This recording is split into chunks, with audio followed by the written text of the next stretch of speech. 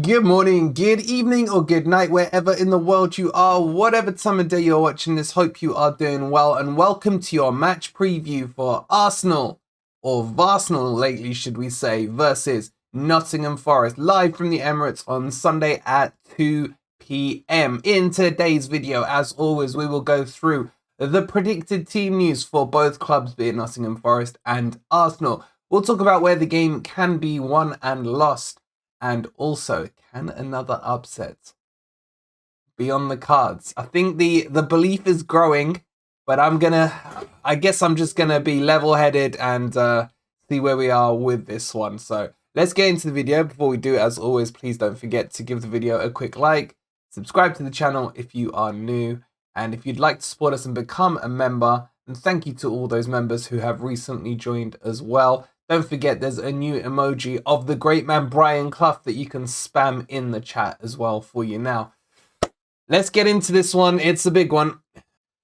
Okay, so as you guys may or may not know, this actually has a lot of meaning for me as it's my youngest son's team against me. He is a gooner. Yes, I know, poor parenting. I've heard it all before. But my other son's a Man City fan, so, judge me how you will on that. Anyway, I'll be at the match this Sunday, so there'll be no watch along. I will try as soon as I get back, because it's not too far from where I live. We'll get back and we'll get a player ratings there. Probably will be a vlog as well for you guys. But we'll do the player ratings live at some point Sunday night, if we can squeeze it in, and maybe even a fan forum. But guys, let's get into this, and this is a big one. Why? Because obviously Forest upset the apple cart by beating Liverpool last Saturday. Now, can they go and do the same again with an Arsenal team who are coming out of form into a bit of a stagnant patch, should we say? But that should not undermine or make the task any easier, because they have a hell of a team. Don't have a hell of a squad, in my opinion, but they have a hell of a starting 11 that is clicking. But we will get into the Arsenal team in a second. Let's start with my predicted Forest team and who I think Cooper will go with. I don't expect Cooper to ring the changes for this match. I think there'll be a couple of tweaks in the team, but the nucleus and the spine of the team will stay the same. Look, am I completely okay with it? Not really, but I am happier than where we were a couple of weeks ago. So let me run you through what I think will happen. I think Williams will be dropped and Lodi will come back in the left-back position. Lodi is fully fit now. He is also pushing for a place in the Brazilian World Cup squad, and he will be knocking on Cooper's door to ensure he gets game time ahead of the World Cup in a couple of weeks. I think the rest of the defence will stay the same. Look, I really know Cook had a good game on Saturday against Liverpool, but this Arsenal front three is a whole different kettle of fish, and as much as I bigged him up for the great performance, I personally still would like to see a change. Maybe a Bidet, even a Worrell, someone like that. Biancone coming in with a bit of pace. Pace is going to be essential against this front 3-4 if you include Odegaard in their attacking lineup, and it's going to be critical. But what has really helped Cook is the emergence of Serge Aurier at right back, who has marshaled that position and made it his own, in my opinion. And his positional play has made it a lot easier for Cookie to be in the right place himself, as Aurier is very rarely caught the wrong side of the ball. So overall, I think the back five will only have one change. Lodi will come in. Look, you can make an argument for Williams to play on that left-hand side against Saka, who is left-footed, who will try to cut in on their right-hand side, a bit like how we saw with Mo Salah against Liverpool in the previous week. In terms of the midfield, I don't think there will be any changes. Just to give you a quick injury update, Lewis O'Brien is back and in full training. However, I think he will be used as a second half sub, and I think the three that started against Liverpool will be the three that start again this Sunday. Is it the right choice? I think this game does demand physicality, and you will get that with the likes of Ryan Yates and Coyote. Still not my preferred middle three, but horses for courses, and I think away from home this could work very well. We are going to need Coyote and Yates to be all over Xhaka and Partey and really make sure that they're commanding and getting in and making it really what we need is an ugly match. We need, I hate to say it, but a performance like we saw against Brighton, where it's just all hands on deck. It's just ugly. It's get the tackles in, break up the play, make sure that there's no real flow to the game, and that will frustrate Arsenal. And I think that's the way we should go about this game. In terms of the front three, I think Lingard may come out of the team and we'll see the return of Johnson. Bit of pace at the back. Arsenal do play a high line, but not as high as Liverpool do. So we may see not as many chances created by Nottingham Forest, being the away team as well. I don't really think that's going to have a major impact because a home team tends to try and dominate possession, tends to try and, get some passing rhythm, get some shots on goal, etc. But if you look at how we played against Liverpool, they had 75% of the possession, so they almost were acting like the home team. So I don't think the performance needs to change too much from the approach from the Liverpool match. I think Gibbs-White definitely will start and Owoni should start. Does he start?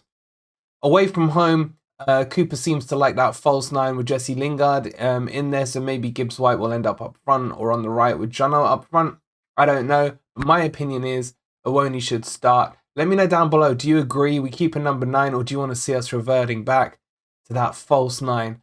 I still think this will be the team he goes with though.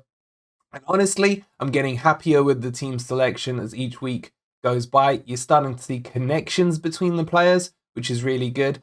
Freuler and Yates are working very well together. There seems to be some chemistry forming there, especially when they're playing in a 3 and not a 2. So overall, this would be the team that I think he starts with. And as I mentioned, my only change would be taking Cookie out and putting someone in with a bit more pace, be it a Bidet, a Biancone, or even a Worrell. You guys let me know down below if you agree or disagree with that. If I had it my way though, the only other change I would look to make would be to put Gibbs-White on the right and bring Dennis in on the left, or even Dennis in on the right works absolutely fine. That would be my way, and I'd use Johnson as an impact sub in the second half when the Arsenal defenders have tired out a little. But that's the team. Let me know if you agree or disagree with it. Okay, so let's jump in and talk about this Arsenal team that, bloody hell, I've seen plenty of this season. And honestly, footballing-wise, they have been very impressive. As I touched on earlier, though, their strength in depth is not that great, and the odd injury here and there can really blow the team's performance throughout the season. Now, I think this was against Southampton in their last Premier League match, they did change their formation slightly and reverted to a 4-3-3. I do not think we will see this formation against Forest. I think it will be a 4-2-3-1, and I'll show you the personnel in a minute. The one thing that's definitely set for them is their front three. Martinelli on the left, Saka on the right, Jesus down the middle. Both wingers playing inverted, Saka being left-footed playing on the right, Martinelli obviously the opposite way around. Now, does this help or hinder them is the question. You can say this season they've performed very well, but what it does lead to is a tendency to want to cut in to get either a shot away or a cross coming in from those sides. Both players are not as strong on their weaker foot. You will see Saka many times taking a shot from the right-hand side with his right foot and struggling to generate the power or the accuracy to beat the keeper. And in my opinion, yes, it does work having inverted wingers, but it does have its weaknesses as well. That's why maybe Nico Williams down that right, our left-hand side could be a benefit, but I still would go with Lodi because Lodi has the experience against higher profile level players as well. In terms of the middle three, this is not really how I expect them to line up. In fact, let me show you the team sheet and the shape on how they would line up. So just to confuse you, this has been flipped around. So as you can see here, the Arsenal team will play in a 4-2-3-1, which tends to be Arteta's go-to default favourite style formation. It's a formation that I actually quite like a lot myself. They will have Partey and Xhaka sitting in the two behind the midfield three. Partey is one of the best CDMs in the league as long as he is fit. However, his injuries are never too far away. And having had a run in the team and a few games so far, he may be coming to what the limit is of his stamina in terms of game performances. I think it's one of the longest runs he's had in the team since joining Arsenal a couple of years back. Xhaka has been a revelation this season, but he is a hothead. He still has the flaws that he has always had. And with a little pressure, maybe the likes of Yates or a Kyoto getting in on him, getting into his head, really getting aggressive and physical with him, may bring out that ugly side in Xhaka, which could be a way to really go and try and get something out of this game. And in terms of Odegaard, he is the string puller. He is very hot and cold in terms of home and away performances. At home, he's one of the best number 10s in the league. Away from home, he can go missing. Unfortunately, they're at home, so I expect him to step up and make a performance as well. Now, in terms of Arsenal's weaknesses, for me, it comes from their left-hand side, as in their left back. They're still not settled on this. They've brought the chap from Man City. They've got Tierney in there, and they're also converting Tomiyasu into a left back, which tells you they are not settled in that left back position. Down the right-hand side, Ben Scheidt has stepped up and become a pretty decent right back. He is not the best when it comes to the attacking third, but defensively, he's very sound, and he's made that transition actually quite well this season. So if Forest are going to have any joy, it's going to be down that right-hand side. Therefore, well, as in our right-hand side, therefore, I think it's imperative that a Dennis or a Morgan Gibbs-White is the one who is put on that right-hand side, who can cause them the most pain and the most destruction there. In terms of their two central backs, obviously you have Saliba, who's been a revelation this year, and Gabriel, who definitely has a mistake in him. So I would again caution on attacking down our right-hand side so that we can expose the likes of Gabriel, Tomiyasu, or whoever or Zinchenko, whoever it is. I'm not sure how fit Zinchenko actually is. So I think it'll be between Tomiyasu and Tierney. But there are a few things that Arsenal need to be wary of. They are carrying yellow cards with players one game away from a suspension in the likes of Saliba and in the likes of Jesus. And I think maybe even in the likes of Xhaka. I mean, he's never too far away from a suspension. So will Arteta rest those players and bring others in? You may see him resting one or two of those and bringing in maybe an Nketiah, because Arsenal now, after their loss to PSV, still have to go out and get a result against Zurich next Thursday. Now, they're not the toughest team in the world, but can Arteta take that risk? And then following that, I think they have Chelsea in the league. So Arteta may start looking ahead and maybe start undermining Forest against them, which would be in our benefit. But Arteta, like, I don't really fully rate him as a manager. If any of you have seen the documentary on Amazon, I mean, a guy who draws a smiley face and a heart and a brain. I don't know if that would inspire me as a player, but each to their own. Anyway, look, whatever he's done well this season, but there are chinks starting to show in that Arsenal armour. They're struggling to score goals. Jesus has gone 4 or 5 games now without a goal and is desperate to get himself back on the score sheet. So may try harder. There may be chances he creates where he should be passing and tries to shoot. And that would be in the benefit of Nottingham Forest as well. This is going to be a tough challenge, a tough test at the Emirates. Look, I've been to the Emirates plenty of times. It's not the best stadium for atmosphere. It's very corporate. But this season, they're all on board and they're all behind the Arsenal team. So there will be a decent atmosphere there. Obviously, our beautiful away fans will play their parts in that as well. I am looking forward to this one, but I am nervous. Let's get into how I think this game will be won and lost. So touching back on the Forest lineup, as I always say, and it's not rocket science, in the Premier League, the game is won and lost in that midfield. This will all be on Kyoto and Yates' heads to make sure they are outperforming and out-controlling the likes of Xhaka and Partey. If they can get on top of them, then Forest have a chance of maybe some counter-attacking chances like we saw against Liverpool. If Arsenal dominate that midfield, with Odegaard potentially dropping into it as well, turning it into a 3, and then you got the wingers coming back as well, it's going to be a tough day. It really is. Will Freuler be allowed the time and space on the ball from that deep-lying quarterback position to really influence the game as well, or will Odegaard be on him because they will be matching up on the pitch? And how will our wingers and our attack press? If they do what they did against Liverpool and press from the front and specifically target Gabriel, who has a mistake in him, then we have a chance. But if we sit off like we did against Wolves, against Villa, against Brighton, against Leicester, I could go on, then it is going to be a long, long afternoon for the Nottingham Forest players. Also, how brave will the likes of Lodi and Aurier be getting up and overlapping down those wings? And if they do that, will Coyote be disciplined in his positional play and cover for Lodi as he goes forward attacking? Or will Coyote wander like he's done in previous matches and end up in that number 10 position? Or will we see the Coyote we saw, the man of the match performance as I gave him against Liverpool?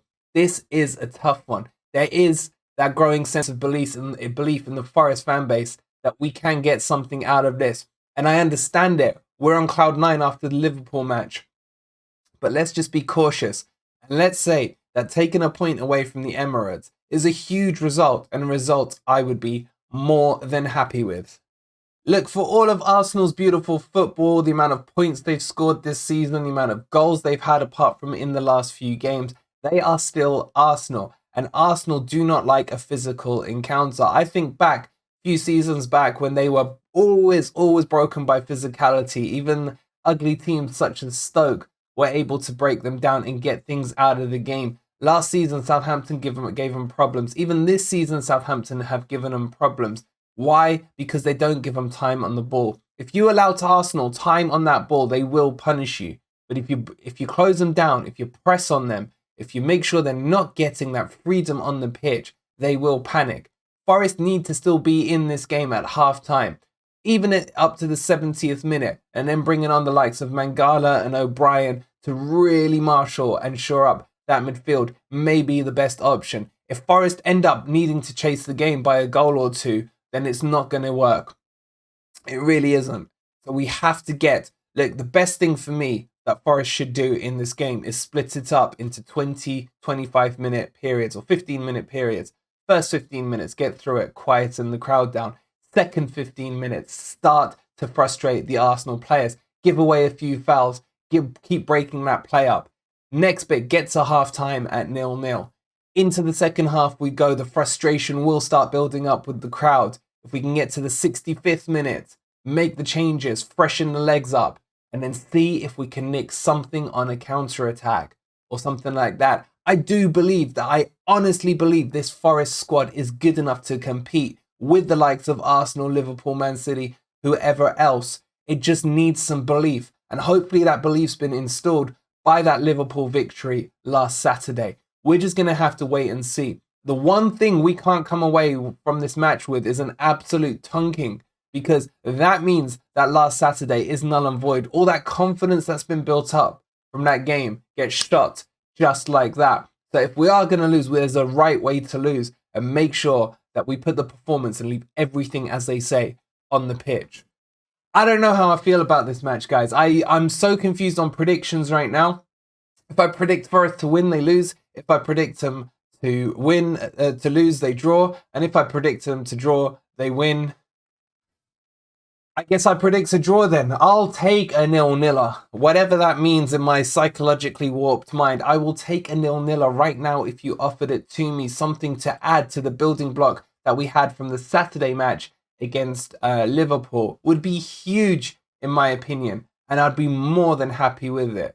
But with my son coming with me to the game, the thought of him in tears after the match, God, I'm an evil father.